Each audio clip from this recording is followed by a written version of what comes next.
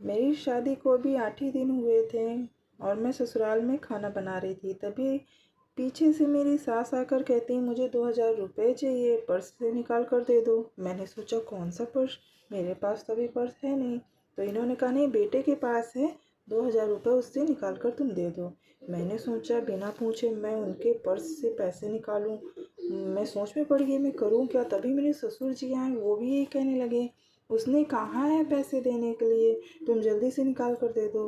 तभी मैं फटाक से बोल पड़ी कि नहीं उन्होंने मुझसे तो कुछ नहीं कहा।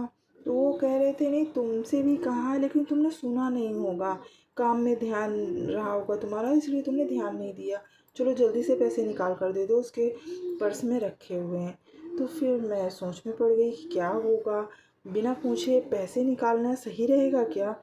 लेकिन फिर मैं निकाली पैसे और फिर उनको दे दी, क्योंकि वो भी घर के बड़े थे और मेरे लिए घर का माहौल बिल्कुल नया था। मैं ज़्यादा किसी को ज़्यादा जानती नहीं थी। सबके साथ ऐसा होता है कोई किसी को नहीं जानता है, भाई लड़कियों के मामले में ऐसा ही होता है ना। तो मैं भी नहीं जान रही थी किसी को। और फिर बाद में रात हुई, हस्बैंड मेरे घर पर आए और मैंने उनसे पूछा कि आपने उन कहा था क्या मुझसे पैसे देने के लिए। तो उन्होंने फटाक से कह दिया नहीं मैंने तो नहीं कहा। तो कह रहे थे क्यों क्या बात हुई। मैंने कहा मैंने आपके पर्स से 2000 रुपये निकाले हैं और मम्मी पापा को चाहिए थे तो मैंने दे दिए हैं। तो मैं तो डर गई बिल्कुल से। तो उन्होंने कहा चलो ठीक है कोई बात नहीं, लेकिन अगली बार से कहें तो फिर ऐसा मत करना।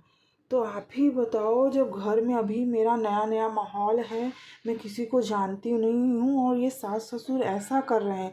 अगर ये पति मेरा मतलब सॉफ्ट नहीं होता, मतलब लड़ाई झगड़े वाला होता, तो क्या हाल होता, कैसे होते हैं ससुराल वाले बताओ ज़रा।